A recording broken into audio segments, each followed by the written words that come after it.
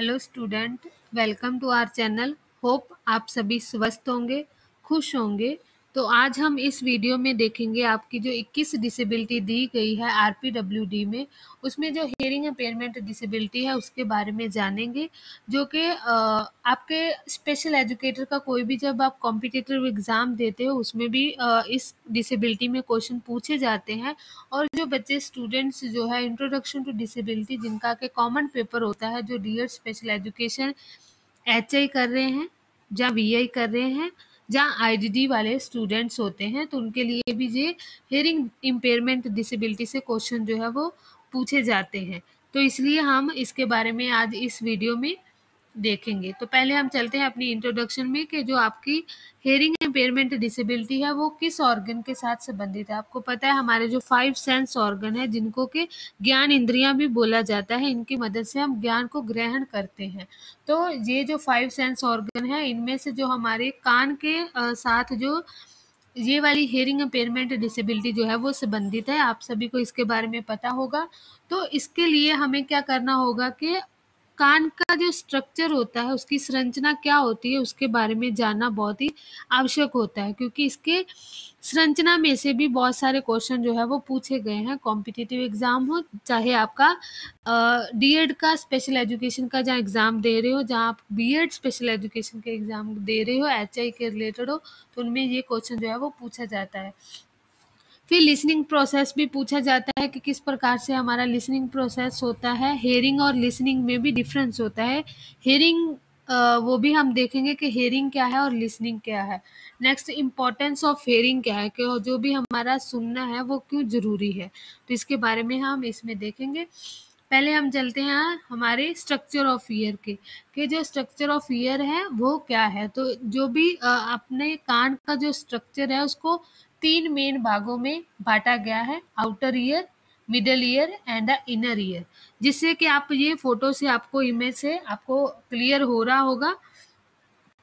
ये जो है हमारा जो हमें दिखाई देता है, ठीक है, ये हमें दिखाई देता है। और कहाँ तक हम इसको मतलब महसूस कर सकते हैं, जहाँ इनको देख सकते हैं, वो कहाँ तक होता है हमारा, यहाँ तक। ये जो हमारी ईयर कैनाल है, ठीक है, जिसको एक्सटर्नल ऑडिटरी कैनाल बोलते हैं, तो ये क्या हमें दिखाई देता है।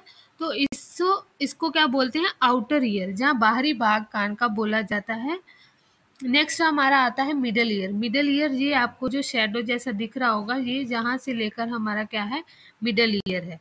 मिडल ईयर में क्या क्या देखा जाता है, हमारा ये जो है क्या है, ईयर ड्रम, जिसको कान का पर्दा आप बोलते हो। ये हल्के मतलब ब्लू कलर का होता है, और ये इसके साथ 3 हड्डियां जो है वो जुड़ी हुई है। तो ये आपको मोस्ट इम्पॉर्टेंट जो है आपके पेपर में पूछी गई है, ठीक है। एचआई वाले स्टूडेंट्स हो, चाहे वीआई हो, चाहे आईडीडी वाले हो, जहाँ किसी भी कॉम्पिटिटिव एग्जाम हो, तो इसमें आपको इन हड्डियों के बारे में भी क्वेश्चन जो है वो पूछे जा चुके हैं। तो इसलिए ये आपके लिए मोस्ट इम्पॉर्टेंट है। इसमें हम देखेंगे जैसे कि ये आपको 3 हड्डियां हैं, इसको अलग अलग नामों से भी जाना जाता है। ये पहले क्या है, ये सबसे मतलब कान में जो कान में सबसे बड़ी हड्डी है यही है मेलिनियस। इसको ये हथौड़े के आकार की जैसी भी दिखाई देती है, तो ये इसका नाम क्या है, मेलिनियस। नेक्स्ट जो है हमारी ये वाली इसके साथ जो सटी हुई है, जो कि इसके साथ अटैच है, इसको क्या बोलते हैं, इनकस बोलते हैं। नेक्स्ट क्या है, third one is stapes. Stapes को एक नाम दिया जाता है जिसको फूट पैलेट भी कहते हैं। तो ये आपके एचआई के पेपर में आ चुका है। फूट पैलेट का किस हड्डी को बोलते हैं, तो वो कौन सी है, स्टेपिस है। और स्टेपिस ही एक ऐसी हड्डी है जो कि हमारे शरीर की सबसे छोटी हड्डी में गिनी जाती है। तो इसलिए ये इससे भी आपको क्वेश्चन जो है वो पूछा जा सकता है। और जो इसको हैमर भी बोलते हैं, मेलिनियस को हैमर मतलब हथौड़े जैसी, तो इसलिए इसको भी आप याद रखेंगे। एक स्टेपिस को जाना जाता है कि ये जो घोड़े की नाल के जैसे उसका बना होता है, उसको मतलब जैसे ऐसे करके इसका होता है, तो इसलिए इसको फूड पैलेट भी बोलते हैं और घोड़े के नाल के आकार जैसी भी होती है। तो इसको स्टेपिस को आप याद रखोगे, ये आपकी इम्पॉर्टेंट बोन्स में गिनी जाती है। ठीक है, ईयर के जो मोस्ट इम्पॉर्टेंट बोन है ये स्टेपिस में से ही ज़्यादा क्वेश्चन बनते हैं। तो ये तीनों हड्डियां जो है वो एक दूसरे के साथ जुड़ी होती हैं, जो कि जब हमारी आवाज़ जो कान में जाती है तो ये सभी हड्डियां जो है वो एक दूसरे में मतलब मूवमेंट करती है और मूवमेंट करके आवाज़ को बढ़ाने का भी कार्य करती है। नेक्स्ट हमारा जो थर्ड वन पार्ट इज है, जो कि आपका इनर ईयर जिसको बोलते हैं, जिसको ये जो है हमारा कोकिला इम्प्लांट है। ठीक है, ये जो आपको गोल गोल दिख रहा है इसको कोकिला कहते हैं। ठीक है, और कोकिला के अंदर ही एक ऑर्गन ऑफ कोटी होता है, जिसमें कि आपको ये जहाँ है इसको एक इसके अंदर एक पार्ट होता है ऑर्गन ऑफ कोटी, इसमें से भी एक बार क्वेश्चन जो है वो देखा गया है, तो आप याद रखेंगे ऑर्गन ऑफ कोटी कहाँ होता है, हमारे कोकिलिया के अंदर अंतर होता है, जिसमें कि हेयर सेल्स होते हैं, outer hair cell and inner hair cells, जिसकी मदद से इसको ये सुनने का एक इम्पॉर्टेंट ऑर्गन माना जाता है, एक महत्वपूर्ण अंग है जो कि ऑर्गन ऑफ कोटी है। ठीक है, तो इसकी मदद से जो ये वेस्टिबुलर कोकिलिया नर्व सेल्स होती है। ठीक है, ये और स्टेचिस ट्यूब होती है, ये जो है छोटे बच्चे की खुली रहती है, बट जो ही उसकी आयु जो है वो बढ़ती जाती है और तो ये बंद हो जाती है, और इसके बाद ये चीख मारने पर ज़्यादा खुलती है, उसके बाद जो है जब बच्चा निकलता है तब खिलती है। ये एक कंठ नलिका भी इसको बोला जाता है, ये हमारे कंठ के साथ जो है वो जुड़ी होती है। ठीक है, ये आपको ईयर स्ट्रक्चर जो है ये ईयर ड्रम है, ईयर ड्रम को आप कान का पर्दा भी कहते हो, ये भी आप ध्यान रखेंगे। और जो आपके ये याद रखना है कि मिडिल ईयर में बस हमारी 3 हड्डियां और ईयर ड्रम ही देखा जाता है। ठीक है, और ये आपको ध्यान में रखना है। नेक्स्ट हम देखेंगे प्रोसेस क्या है लिसनिंग का। ठीक है, जो कि ईजी नहीं है हमारा सुनने का, ये उनके लिए बहुत ज़्यादा हो जाता है। जैसे जो डेफ बच्चे हैं उनको मतलब पता चलता है कि किस प्रकार हमारी सुनने की प्रक्रिया कठिन है उनके लिए। हम जो सामान्य लोग हैं हमें लगता है कि ये सुनने की प्रक्रिया बहुत ही इजी है, बट यहाँ हम देखें जो डेफ बच्चे हैं उनके लिए ये जब वो सुन नहीं पाते तो उनको बहुत सारी मुश्किलों का सामना करना पड़ता है। तो ये जैसे हमारी पहले आपको पता ही है कि हमारी जो आवाज़ है साउंड वेव्स है, यहाँ से जो है वो अंदर जाती है। ठीक है, ये ऐसे अंदर जा रही है तो उसको अकॉस्टिक एनर्जी कहते हैं, या अकॉस्टिक नॉइस जो हमारे अंदर जाती है। फिर ये कहाँ पहुंचती है, हमारे ईयर ड्रम से। तो ईयर ड्रम से ये तीनों हड्डियां जो है, जो हमने अभी देखी, कौन सी मेलिनियस, इनकस एंड स्टेपिस। स्टेपिस को फूट पैलेट भी बोलते हैं और घोड़े के नाल भी बोलते हैं, इसको ध्यान रखेंगे। और ये तीनों हड्डियां क्या करती है, मूवमेंट करना जो है वो शुरू कर देती है। फिर उसके बाद जो हमारी नॉइस है वो कहाँ पहुंचती है, जब ये यहाँ से वॉइस हमारी ट्रांसफर होती है ईयर ड्रम में, तो वो मैकेनिकल एनर्जी में कन्वर्ट हो जाती है। इसको आप ध्यान रखेंगे, यांत्रिक ऊर्जा, जिसको इलेक्ट्रिकल एनर्जी भी कहा जाता है। ठीक है, अकॉस्टिक से कहाँ होती है, वो इलेक्ट्रिकल एनर्जी में कन्वर्ट हो जाती है। फिर उसके बाद जब ये मिडल ईयर से क्रॉस होती है तो वो कहाँ पहुंचती है, हमारे इनर ईयर पार्ट में। तो जब ये इनर ईयर पार्ट में पहुंच जाती है तो हमारी जो वॉइस है वो फिर से कन्वर्ट होती है हमारी रासायनिक ऊर्जा या केमिकल एनर्जी में। तो इसमें कन्वर्ट होने के बाद जब इनर सेल में पहुंचती है, ऑर्गन ऑफ कोटी में या कोकिला प्लांट में पहुंचती है, तो हमारी एनर्जी जो है वो एक बार हेयर सेल्स वो कन्वर्ट कर देते हैं इलेक्ट्रॉनिक एनर्जी में। तो उसके बाद जो है वो सीधा मस्तिष्क तक जो है हमारी वॉइस है वो पहुंचती है। उसको हम सोच कर समझ कर फिर उसको क्या करते हैं, हमें वो चीज़ों का ज्ञान होता है। तो हमारी जो आपको जैसे मैंने बताया कि हमारा जो हेयरिंग है वो एक, इसको लिसनिंग भी हम कहते हैं कि लिसनिंग क्या है, हमारा समझ होना। किसी भी हम हेयरिंग तो बहुत सारी चीज़ें जो है हम सुनते रहते हैं, किसी भी आवाज़ को जो सुनना होता है, हमारे आसपास की बाहर की आवाज़ को सुनते हो। जब आप लिसनिंग क्या होता है, लिसनिंग होता है कि हमें उस चीज़ की आवाज़ों को, ध्वनियों को समझ कर उनको ग्रहण कर पा रहे हैं। बहुत सारी आवाज़ें हम सुनते रहते हैं बट हम उन पे रिस्पॉन्स नहीं करते, बट जिनमें हम रिस्पॉन्स करते हैं वो क्या होती है, हमारी मीनिंगफुल लिसनिंग, जिसको आप कह सकते हो कि मीनिंगफुल लिसनिंग जो हम करते हैं, जिससे कि हमें शब्दों का ज्ञान, भाषा का ज्ञान, हमारी वर्ड वोकैबुलरी डेवलप होती है, तो वो क्या मीनिंगफुल लिसनिंग होती है। हियरिंग के लिए तो हम बहुत सारी आसपास की चीज़ें सुनते हैं बट सभी को हम उस चीज़ को रिस्पॉन्स नहीं करते, जहाँ अपने उसके नहीं रखते, तो उसको क्या बोलते हैं, हम हियरिंग बोलते हैं, जो हम आसपास के वातावरण से बहुत सारी आवाज़ें सुनते रहते हैं। लिसनिंग जो होती है हमारी मीनिंगफुल तरीके से होती है, जिसके लिए हम उसको ग्रहण करते हैं और उनके मीनिंगफुल तरीके से उनको लेते हैं। इसको आप ध्यान रखेंगे। इम्पॉर्टेंस क्यों है हियरिंग, और जो जिन बच्चों की हियरिंग नहीं है तो उनके लिए कौन से डोमेन्स जो है उनके अफेक्ट होते हैं। डोमेन्स का मतलब होता है क्षेत्र, कि कौन से क्षेत्र उनके प्रभावित होते हैं। आपको पता है लैंग्वेज डेवलपमेंट के लिए हमारा सुनना जो है वो मोस्ट इम्पॉर्टेंट है।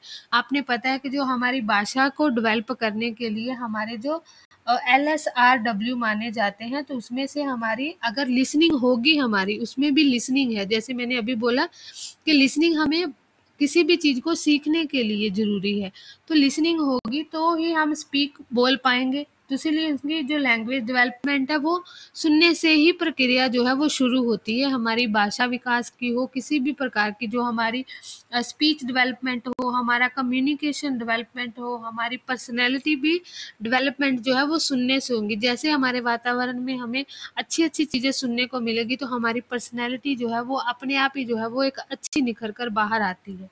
तो हमारा सोशलाइजेशन भी हमारा सुनने बोलने की प्रक्रिया से ही शुरू होता है। और टू एक्सचेंज द इन्फॉर्मेशन, अगर हम सुन सकते हैं तो हमारे साथ कोई बातें करेगा और हमारे साथ जो इन्फॉर्मेशन है वो शेयर करेगा, तभी हम जो है एक दूसरे के भावों को समझ कर उनको रिस्पॉन्स कर पाएंगे, तो और अपने आइडियाज़ को शेयर कर पाएंगे। नेक्स्ट फॉर एंटरटेनमेंट के लिए भी बहुत ज़रूरी है। हमें जैसे सामान्य बच्चे हैं वो वीडियोस देखते हैं, या कुछ भी हंसी मजाक चुटकुले कुछ सुनते हैं तो वो हंसते हैं, वहाँ जहाँ कोई भी इमोशनल चीज़ें, जहाँ मूवी वगैरह देखते हैं तो वो उनके एक सभी ऑर्गन्स जो है वो एक काम करने सेंसिटिव हो जाते हैं, और उससे क्या उनका मूवीज में देखते देखते रोना आ जाता है। वही मूवी अगर डेफ देख रहे हो बट वो नहीं सुन पा रहे उन चीज़ों को, तो वो उनके लिए वो रोना उनके लिए नहीं आएगा। क्यों? क्योंकि वो उस चीज़ को समझ ही नहीं पा रहे, जब वो हंस नहीं पाएंगे। जैसा हम हंसेंगे किसी मूवी में, अगर कोई चुटकुला जब कुछ सुनाया गया है तो हम उस पर रिएक्ट करेंगे, हमें हंसना आएगा। जब कोई सैड होगा तो हम सैड हो जाएंगे। बट वही अगर डेफ बच्चे, अगर वहाँ इंटरप्रेटर नहीं है, उस मूवी को नहीं इंटरप्रेट कर रहा है, तो वो उन भावों को उनको समझ नहीं पाएंगे और ना ही वैसा रिस्पॉन्स कर पाएंगे। तो इसीलिए एंटरटेनमेंट के लिए भी हमारा जो है हियरिंग बहुत ही इम्पॉर्टेंट मानी जाती है। तो हम सेंसिटिव भी इसीलिए होते हैं कि हमें आसपास की चीज़ें हमें फील कर सकते हैं, हम उन चीज़ को सुनकर समझकर फील कर सकते हैं। और डेफ बच्चे की यही होती है कि उनमें वो देख तो पा रहे हैं बट उन चीज़ को समझ नहीं पा रहे, और इसके लिए उनके इमोशंस जो है वो बहुत ज़्यादा एक कंट्रोल में होते हैं, वो अपने इमोशंस को ज़्यादा अभिव्यक्त नहीं कर पाते हैं। तो इसको आप ध्यान रखेंगे कि ये सभी डोमेन्स है। बच्चे का भाषा विकास नहीं होता, संचार डेवलप नहीं होता, व्यक्तिगत रूप से वो इतना ज़्यादा डेवलप नहीं कर पाते हैं, समाजीकरण उनका बहुत ज़्यादा, वो पिछड़े रह जाते हैं, समाज के साथ इतना ज़्यादा अटैच नहीं हो पाते। ठीक है, फिर जानकारी का आदान प्रदान भी बहुत कम हो जाता है उनका, और मनोरंजन के लिए भी वो अपने भावों को उनके कंट्रोल में हो जाते हैं, वो एक दूसरे के साथ ना मनोरंजन कर पाते हैं। इसको आप ध्यान रखेंगे। नेक्स्ट हमारा हेयरिंग इम्पेयरमेंट, जैसे कि आपको पता ही है, ये एक डेफिनेशन है, international classification of functioning disability and health. इन्होंने जो है हेयरिंग इम्पेयरमेंट को इस प्रकार से बांटा हुआ है कि ये आपने देखा है कैपिटल डी लिखा हुआ है, ये स्मॉल डी लिखा गया है, इसमें डेफ एंड लिखा गया है, और DHH and hearing impairment. Hearing impairment इसको आम बोलचाल की भाषा में नहीं बोला जाता, क्योंकि ये एक ऑफिशियल नाम है। जब हम कोर्स करते हैं तब हमें ये नाम सुनने को मिलता है कि HI है, तो HI हमें बाद में पता चलता है कि हाँ इसकी फुल फॉर्म हियरिंग इम्पेयरमेंट है, या डेफ बच्चों को ही हियरिंग इम्पेयरमेंट चिल्ड्रन बोला जाता है।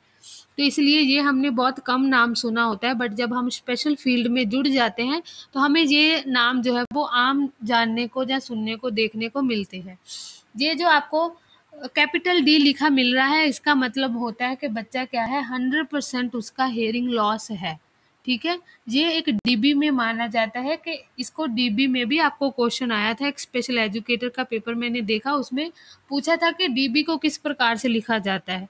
तो वहाँ क्या था, एक में डीबी ऐसे लिखा हुआ था जो कि सही था, किसी में डीबी को ऐसे लिखा हुआ था, एक में कैसे लिखा था, एक में दोनों को ही स्मॉल करके लिखा गया था और एक ऑप्शन था नन में, इनमें से कोई नहीं। ठीक है, तो इसलिए आप इनको डीबी में भी, क्योंकि जो कॉम्पिटिटिव एग्जाम होते हैं उसमें बहुत बारीकी से पूछा जाता है, जिसमें कि हम इग्नोर कर देते हैं जिन चीज़ों को, तो इसलिए इन चीज़ों को भी आप ध्यान में रखेंगे, क्योंकि डीबी जो है वो किस प्रकार से लिखा जाता है। एक जो हमारी फर्स्ट डी जो है वो स्मॉल वाला लेटर होता है और दूसरा जो बी होता है वो हमारा कैपिटल बी होता है। ठीक है, तो जो हमारा कैपिटल डी होता है जिसको बड़ा डी बोलते हो, तो वो उसका मीनिंग होता है कि बच्चे का 100% जो है हेयरिंग लॉस है और वो क्या करता है, साइन लैंग्वेज यूज करता है। जो हमारा स्मॉल डी है वो क्या है, 40 से उसका 70 डीबी से। तो आपको पता है कि जो हमारा बेंच मार्क दिया गया है कि जो बच्चा डिसेबिलिटी में गिना जाता है वो 40% अगर उसकी डिसेबिलिटी है तो उसको जो है वो डिसेबिलिटी के अंतर्गत आता है। तो ये भी आप याद रखेंगे, ये पीडब्ल्यूडी एक्ट के अंतर्गत पूछा जाता है कि कितना बेंच मार्क है, तो ये 40% बेंच मार्क होता है, इसको भी आप ध्यान में रखेंगे। और ये हमारा 40 से 70 डीबी होता है, जिसमें बच्चे ऑरलिज्म में बच्चों को लिप रीडिंग के माध्यम से पढ़ाया जाता है। उन्होंने क्या किया होता है, हेयरिंग एड लगाया होता है और हेयरिंग एड के मदद से वो उनके पास जो है बची हुई श्रवण क्षमता होती है। जो स्मॉल डी वाले बच्चे हैं तो उनको एक जंतर देकर, हेयरिंग एड देकर उनको क्या किया जाता है, उनकी बची हुई श्रवण क्षमता का प्रयोग करके बच्चों को ऑरलिज्म के माध्यम से सामान्य बच्चों में भी पढ़ाया जा सकता है, इंक्लूसिव स्कूल्स में पढ़ाया जा सकता है। नेक्स्ट जो डेफेंड होता है उसका क्या है, 70 डीबी से अबव वाले जो स्टूडेंट्स होते हैं उनके लिए क्या करते हैं, उनके लिए जोर से बोलना पड़ता है। ठीक है, तो ये कभी बार जो है वो ओल्ड जो हो जाते हैं, 60 एज से प्लस हो जाते हैं, तो उनमें ये जो ज़्यादा देखने को मिलता है। नेक्स्ट DHH की फुल फॉर्म कभी बार पूछी जा चुकी है आपको, इसको आप ध्यान में रखेंगे, deaf and hard of hearing, जो कि डेफ भी है और जिनको सुनने में प्रॉब्लम भी है, कि सुनने में बहुत ज़्यादा कठिनाई है, तो वो भी हेयरिंग एड का प्रयोग करते हैं। तो नेक्स्ट मैंने आपको बता दिया कि हेयरिंग अम्पेयरमेंट क्या होता है, हमारा एक ऑफिशियल नाम होता है जो कि हमारे कागजात में कहीं भी हम किसी चीज़ के लिए एप्लीकेशन लिखते हैं या कोई भी ऑफिशियल RCI से कोई भी हमें नोटिफिकेशन मिलता है तो वो वहाँ डेफ नहीं लिखा होता, वहाँ क्या लिखा होता है, हेयरिंग अम्पेयरमेंट डिसेबिलिटी लिखा होता है। तो कभी बार इसको ऐसे भी लिखते हैं, चिल्ड्रन विद HI, हेयरिंग अम्पेयरमेंट ये भी लिखा होता है, जो children with special need, special need में सभी चिल्ड्रन आ जाते, चाहे वो VI से रिलेटेड हो, चाहे IDD से हो, किसी भी डिसेबिलिटी से हो, तो उनको स्पेशल नीड वाले स्टूडेंट्स बोला जाता है।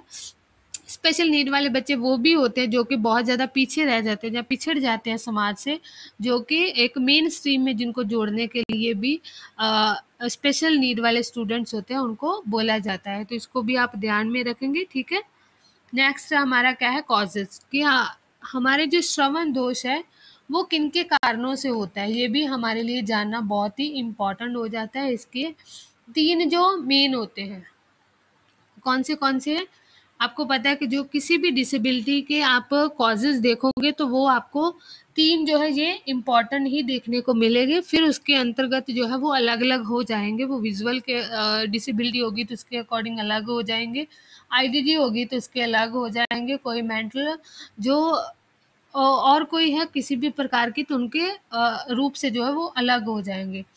इसमें क्या है, प्री नेटल, नेटल और पोस्ट नेटल, जन्म के पूर्व जो हमारे होते हैं कारण, कुछ होते हैं जन्म के समय में और कुछ होते हैं जन्म के बाद। इसको मैंने हिंदी में ही लिखा है, अगर आपको इंग्लिश में चाहिए हो तो इसके कोई ज़्यादा वो नहीं है, मैं आपको साथ साथ में बताती जाऊंगी। ठीक है, जन्म के पूर्व प्री नेटल जिसको बोलते हो, और इसमें विषाणुगत जो कि हमारा हेरिडिटरी कारण होता है। कोई भी अगर हमारे मतलब घर पे अगर किसी के बच्चे की हेरिडिटरी प्रॉब्लम है कि घर पे कोई ना मेंबर रहा होगा, तो हो सकता है कि जीन्स जो है वो बच्चे में आ गए हो, तो इसीलिए वो डेफ जो है वो चिल्ड्रन हो गया, तो वो क्या है, उनकी हेरिडिटरी से रिलेटेड है। नेक्स्ट क्या है, समान रक्त वर्ण में शादियाँ। जब हम एक ही जैसे ब्लड रिलेशन में जब शादियाँ करते हैं तो उससे भी जो क्या है डेफनेस की प्रॉब्लम जो है वो आ सकती है। नेक्स्ट है पीलिया। पीलिया के कारण हो सकता है कि मदर को पीलिया हो, तो उससे भी ये सभी जो प्री नेटल है वो फिर मदर को जो है जब बच्चा गर्भ में होता है तो उस दौरान जो होने वाली प्रॉब्लम्स है उनको प्री नेटल बोलते हैं। इसको आप ध्यान में रखेंगे, ठीक है। पीलिया मदर को हो, ठीक है, मदर ने मतलब बहुत ज़्यादा एक्सरे कराने से भी, ठीक है, जब मदर प्रेग्नेंट थी तो उन्होंने बहुत सारे में भी वो जो एक्सरे की मशीनें होती हैं उनकी वेव्स बहुत ज़्यादा स्ट्रांग होती है, तो उससे भी क्या होता है बच्चे का डिसेबिलिटी, डेफ डिसेबिलिटी जो है वो हो सकती है। नेक्स्ट, ज़्यादा नशीली पदार्थ अगर मदर सेवन करती है तो उससे भी क्या हो सकता है, डेफ डिसेबिलिटी जो है वो हो सकती है। Next, tetanus. टेटनस का इंजेक्शन होते हैं, अगर वो नहीं करवाए तो उससे भी क्या हो सकता है, डिसेबिलिटी से ग्रसित हो सकते हैं। फिर किसी दुर्घटना, मदर को किसी न किसी प्रकार की दुर्घटना में मान लो वो गिर जाने के कारण हो सकता है, किसी ना कोई भी दुर्घटना हो गई तो उससे भी डेफ डिसेबिलिटी होने के कारण जो है वो बढ़ जाते हैं। नेक्स्ट, गर्भपात। बहुत ज़्यादा अबॉर्शन करवाने से भी बच्चों को क्या हो सकता है, डिसेबिलिटी जो है वो देखने को मिलती है। नेक्स्ट हमारे क्या है, जन्म के समय। जन्म के समय कौन से कारण है कि जन्म के उपरांत ना रोना, कि बच्चा कभी बार होता है रोता नहीं है। जन्म लेते समय बच्चे का रोना बहुत ही इम्पोर्टेंट होता है, उससे क्या है बच्चे के सभी ऑर्गन्स जो है वो एक ऑक्सीजन उनको पहुंचाते हैं, तो जिससे कि वो बच्चे के सभी जो ऑर्गन्स है वो अच्छे तरीके से कार्य करते हैं। अगर मान लो कि बच्चा रोया नहीं है तो उससे भी डिसेबिलिटी जो है ये वाली हो सकती है, ठीक है। ये सभी प्रकार की डिसेबिलिटी में देखा जाएगा, आपको कुछ जो कारण है वो कॉमन होंगे सभी डिसेबिलिटी के, तो आप इनको ध्यान में रख सकते हो। फिर बच्चे को चोट लगने के कारण बच्चा हो सकता है कि जब जन्म हुआ कहीं गिर गिर गया हो, ठीक है, उस समय डॉक्टर के हाथ से या किसी कारण हो सकता है तो उनको चोट लग गई सिर पे या कहीं भी, तो उससे भी बच्चे को डेफ डिसेबिलिटी हो सकती है। नेक्स्ट क्या है, ऑपरेशन के दौरान। ऑपरेशन के दौरान जब बच्चे को सिर पे चोट या कहीं चोट लग गई किसी इंस्ट्रूमेंट से, तो उससे भी जो है ये वाली डिसेबिलिटी, दिव्यांगता आपको देखने को मिलती है, ठीक है। प्रसव के कारण जहाँ किसी ऑपरेशन के जब होता है उससे भी कोई ना कोई दिक्कत जो है वो देखी जा सकती है। बच्चा पैदा होने के दौरान जो अधिक समय पर टाइम लग गया, जब बच्चा की डिलीवरी होती है तो उसमें बहुत ज़्यादा टाइम जो ले लेते हैं, डिलीवरी का टाइम जो है, तो उससे भी बच्चे को ये वाली डिसेबिलिटी हो सकती है। पीलिया हो सकता है बच्चे को जन्म होने के बाद तुरंत अगर पीलिया बहुत ज़्यादा बढ़ जाए तो उसको जो है ये वाली दिव्यांगता जो है बच्चा बधिर हो सकता है, उससे भी। शिशु के जन्म के भार में समय बहुत कमी होना, बच्चे का भार जो है वो अगर कम है तो उससे भी क्या हो सकता है, बच्चे को बधिर दिव्यांगता जो है वो उससे ग्रसित हो सकता है। अ, पिना का ना होना, कभी आपने देखा होगा पिना, जैसे मैंने आपको उसमें बताया कि ये इसको क्या बोलते हैं, हमारा कान का पिना होता है। तो अगर बच्चे के कान का पिना नहीं है तो उसमें भी ये हो सकता है कि उसका मतलब ये ऑडिटरी कैनाल ही नहीं है, तो वो कैसे सुन सकता है? तो उससे भी अगर बच्चे के जन्म से ही नहीं है वो कान का पिना, तो उससे भी क्या हो सकता है, बच्चा श्रवण ग्रसित हो सकता है। सिर में चोट लगने से कारण, बच्चे को अगर सिर में चोट लग गई है तो उससे भी क्या हो सकता है, बच्चे की श्रवण बधिरता जो है डिसेबिलिटी उनको हो सकती है। नेक्स्ट है हमारा क्या है, जन्म के बाद के पोस्ट नेटल। पोस्ट नेटल में आपको पता है मस्तिष्क जबर मतलब सिर को बुखार हो जाना, ठीक है, तीव्र बुखार, बहुत ज़्यादा सीवियर बुखार हो जाना। हमारा जो बुखार नॉर्मल रहता है तो हमें इतना पता नहीं चलता, जब कभी बार ऐसे केसेस देखे गए हैं कि बच्चे को बुखार बहुत ज़्यादा सीवियर हो गया तो उसका असर जो है बच्चे की कान की क्षमता पर पड़ गया, तो वो क्या है बच्चा बधिर हो जाता है। तो ये जन्म के बाद के समय है, जब बच्चा खुद जो जवान होने लगता है, तो ये कभी भी हो सकता है, चाइल्डहुड में, बाल्यावस्था में, अडल्ट में, किसी भी एज में जो है ये वाला जो कॉजेज है ये देखने को मिलते हैं। दुर्घटना के कारण, किसी भी दुर्घटना के कारण हो सकता है। तीव्र ध्वनि प्रदूषण के, बहुत ज़्यादा जब बच्चा या कोई भी इंसान जब ज़्यादा शोर वाली आवाज़ की जगह पर स्थान पर काम करता है तो वहाँ भी उनकी जो हेयरिंग सुनने की क्षमता जो है वो कम धीरे धीरे कम होने लगती है। ईयर ड्रम में संक्रमण होना, मतलब जो हमारा ईयर ड्रम जो आपने देखा, उसमें किसी प्रकार की फिंसी, फोड़ा या कुछ हो जाता है, तो वो भी जो हमारा सुनने की क्षमता है वहाँ भी प्रभावित होती है। कान में तेल पानी डालना, ठीक है, जान लिटाकर दूध पिलाना, उससे भी जो कान की सुनने की क्षमता है वो जा सकती है। टीकाकरण ना करना, जो भी इंजेक्शन होते हैं बच्चे को दिए जाते हैं, छोटे बच्चों को, तो अगर वो भी नहीं दिए गए तो उससे भी बच्चे को श्रवण बधिरता हो सकती है। फिर कान के ऊपर थप्पड़ मारना, ठीक है, कान के ऊपर थप्पड़ अगर बच्चे को जोर से लग गया तो उससे भी बच्चे की जो श्रवण क्षमता है वो जा सकती है। फिर सदमा, किसी न किसी का सदमा लगने से भी जो है श्रवण क्षमता जो है वो जा सकती है। कान के तीनों हड्डियां का आपस में सट जाना, जो कान की तीनों हड्डियां हैं आपस में सटी हुई है, बट अगर वो तीनों एक साथ सट जाने से भी क्या होता है, हमारी सुनने की क्षमता जो है वो जा सकती है। तो ये सभी कॉजेज है। होप आपको समझ में आ गए होंगे। नेक्स्ट हम देखेंगे हमारा इनको किस जो श्रवण क्षमता हो गई है उसको किस प्रकार से वर्गीकृत किया गया है। तो ये आपके क्वेश्चन पे पूछे जाते हैं, ठीक है, ये आपके मोस्ट इम्पॉर्टेंट जो है वो बन जाते हैं। किया गया है हेयरिंग लॉस को वर्गीकृत, कि हेयरिंग लॉस है तो उसको अलग अलग प्रकार से वर्गीकृत किया गया है, ठीक है। जैसे ऑर्गेनिक हेयरिंग लॉस दो प्रकार से है, नॉन ऑर्गेनिक हेयरिंग लॉस उसमें क्या है, ऑर्गन के रूप में, कि कान के आपको पता है ऑर्गन क्या है हमारा, सेंस ऑर्गन क्या है हमारा, ईयर है, तो ऑर्गन के रूप से इसको डिवाइड किया गया है, इसके प्रकार आगे से। तो इसको किन किन प्रकारों में बांटा गया है, एज ऑन सेट के हिसाब से, ये आपको पूछे जाता है, degree on hearing loss, nature on hearing loss and a casual factor, जहाँ टाइप्स ऑफ हेयरिंग लॉस। इसमें आपने देखना है एज ऑन सेट के हिसाब से दो प्रकार से, कॉन्जिनेंटल जिसको जन्म से, जहाँ एक्वायर्ड हेयरिंग लॉस। इसमें क्या होता है, जन्म से बच्चा जो है, बच्चा डेफ है एज ऑन सेट के हिसाब से, तो वो जन्म से ही वो डेफ पैदा हुआ, जहाँ हेरिडिटरी है, या किसी भी कारण से हुआ, तो वो क्या जन्म से है। एक्वायर्ड हेयरिंग लॉस में यही देखा जाता है जन्म के बाद में कोई भी प्रॉब्लम होने के कारण जो है हुआ है, तो वो जन्म के बाद अगर हुआ है तो वो एज के हिसाब से उनको बांटा गया है। तो इसमें एक्वायर्ड में आपको आगे भी दो देखने को मिलते हैं, इसमें प्रीलिंगुअल एंड पोस्ट लिंगुअल। प्रीलिंगुअल क्या होता है, प्री मतलब पहले और लिंगुअल का मतलब होता है भाषा, कि भाषा ग्रहण होने से पहले बच्चे का हेयरिंग लॉस हो गया तो उसको हम क्या कहते हैं, प्रीलिंगुअल हेयरिंग लॉस, भाषा सीखने से पहले ही।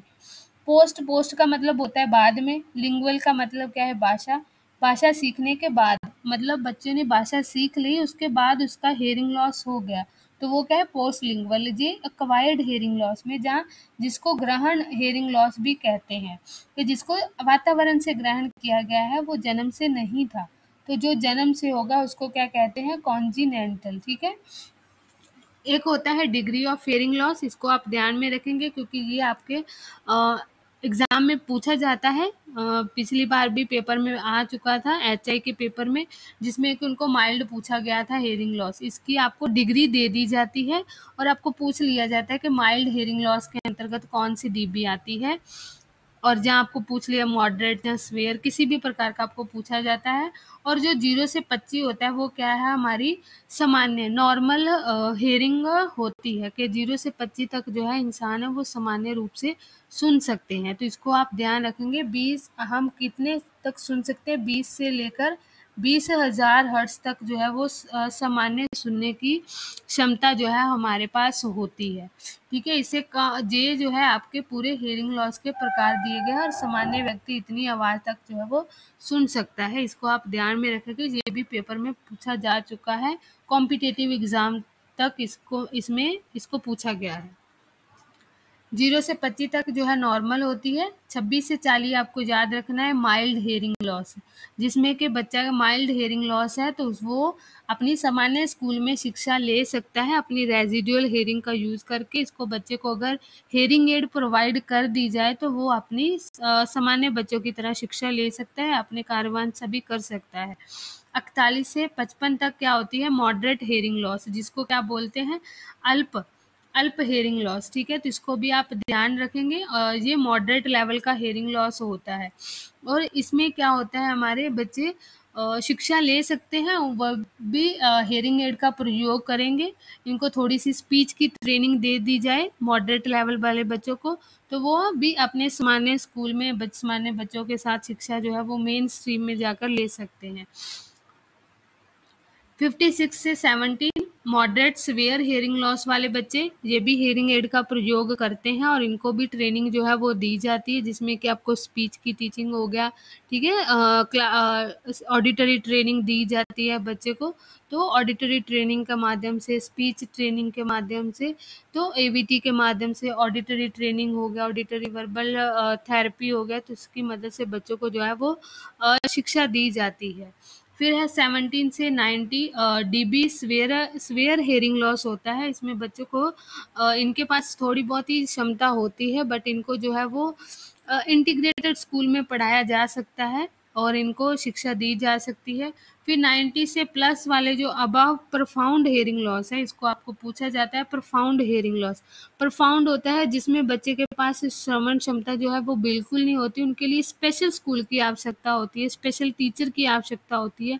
इसमें बच्चों को साइन लैंग्वेज की मदद से ही पढ़ाया जा सकता है और इनको हम सामान्य स्कूल में नहीं भेज सकते, क्योंकि अगर हम इनको सामान्य स्कूल में भेजेंगे तो इनके जो इनिशियल जो इनका टाइम पीरियड होता है, जो कि बहुत ही क्रिटिकल टाइम पीरियड हो, उनको सेव करना चाहिए, ना कि इनको सामान्य स्कूल में भेजकर इनका जो है वो टाइम जो है इनको इनका वेस्ट नहीं करना चाहिए। और उस टाइम पीरियड में बच्चे को जो है बहुत ज़्यादा कॉग्निशन लेवल उनका हाई लेवल पर होता है, उनको अच्छे से अच्छे हम सिखा सकते हैं। तो इसीलिए जो प्रोफाउंड हेयरिंग लॉस वाले स्टूडेंट्स होते हैं उनको हम स्पेशल स्कूल में ही भेजें और उनका अच्छे से उनकी कॉग्निशन एबिलिटी का जो भी उनके ऑर्गन सभी चीज़ों का जो है अच्छे से उनका यूज़ किया जा सकता है। उनकी सेंस इंद्रियाँ जो बाकी सब बची हुई है उनका हम अच्छे से प्रयोग करके उनको शिक्षा दे सकते हैं स्पेशल स्कूल्स में। इसको आप ध्यान में रखेंगे।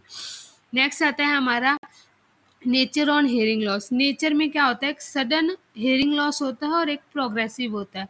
सडन हेयरिंग लॉस में जैसे आप जान सकते हो कि किसी के कान के थप्पड़ मारा तो वो अचानक उसका क्या हुआ, सडनली उसका हेयरिंग लॉस हो गया। जहाँ किसी को बुखार हो गया, बहुत ज़्यादा सीवियर बुखार, तो एकदम से उनका क्या हुआ, हेयरिंग लॉस हो गया।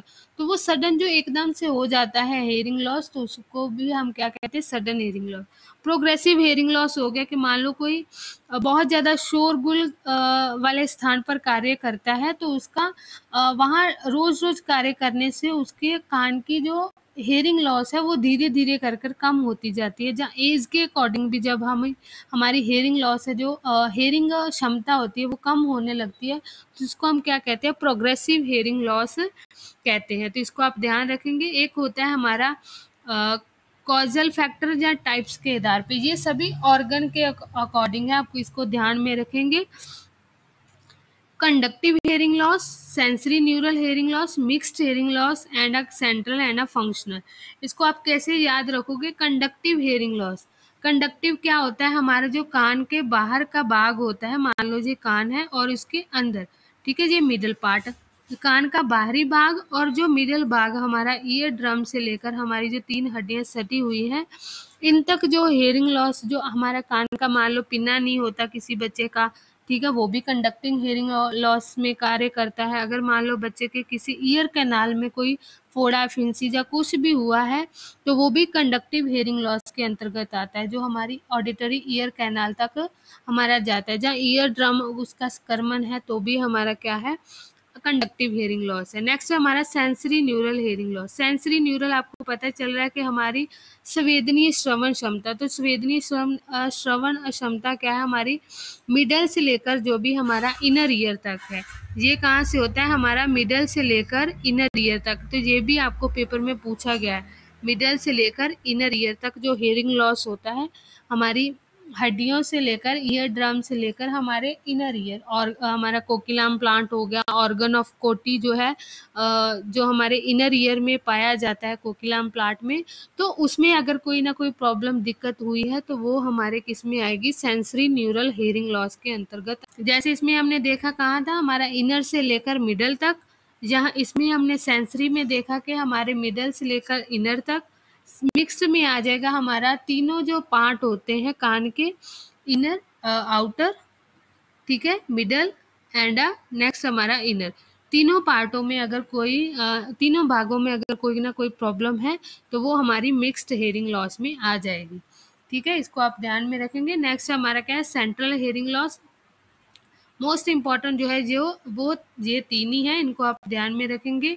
और ये जो वाला है इसमें क्या है हमारा सेंट्रल में क्या है, हमारा जो केंद्रीय श्रवण दोष है वो इसमें देखा जाता है कि हमारे सेंटर में कान के किसी अंदर में जो संवेदनीय प्रॉब्लम है उसमें जो केंद्रित होता है उसमें अगर कोई प्रॉब्लम है तो वो सेंट्रल हेयरिंग लॉस के अंतर्गत आता है।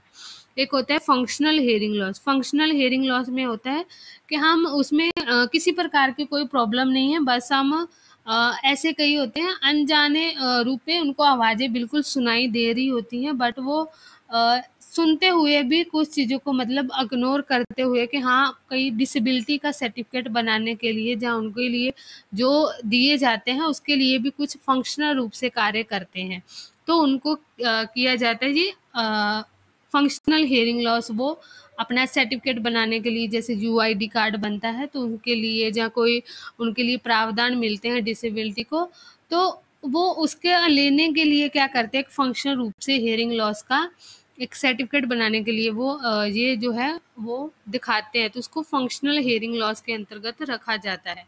तो ये आपको समझ में आ गया होगा। नेक्स्ट इसके प्रिवेंशन। अब हेयरिंग लॉस है उसके कारण आपने जान लिए, उनके वर्गीकरण किस प्रकार से किया जाता है उसको आपने जान लिया। नेक्स्ट है अब आपका प्रिवेंशन ऑफ हेयरिंग लॉस। अब इसको प्रोटेक्ट कैसे करें अगर हेयरिंग लॉस है, तो इसके तीन जो है वो मेजर होते हैं। प्राइमरी प्रिवेंशन, दूसरा है सेकेंडरी प्रिवेंशन, तीसरा है हमारा टर्शरी प्रिवेंशन। हेयरिंग लॉस आपको ये आपको प्रिवेंशन जो है जरूरी नहीं, हेयरिंग लॉस में आप जो भी डिसेबिलिटी देखोगे चाहे वो आपकी वीआई डिसेबिलिटी हो उसमें भी तीन ही प्रिवेंशन होंगे, आपकी आईडीडी हो उसमें भी तीन ही प्रिवेंशन हो, आपकी ऑटिज्म हो उसमें भी तीन ही प्रिवेंशन होंगे। कोई भी डिसेबिलिटी हो 21 डिसेबिलिटी में सभी के प्रिवेंशन जो है वो तीन ही माने जाते हैं। जैसे इनके कॉजेज तीन हैं उसी प्रकार से इसके प्रिवेंशन रोकथाम भी तीन है। इन तीनों के नाम आप तो ऐसे ही याद रख सकते हो, बस आपने कारण जो है वो डिसेबिलिटी के अकॉर्डिंग लिखते जाना है, बाकी आपको कुछ ज़्यादा इसमें दिक्कत नहीं होगी। प्राइमरी प्रिवेंशन आपको पता है कि जब हम किसी भी चीज़ को प्रिवेंट करेंगे, बोलते prevention is a better than cure.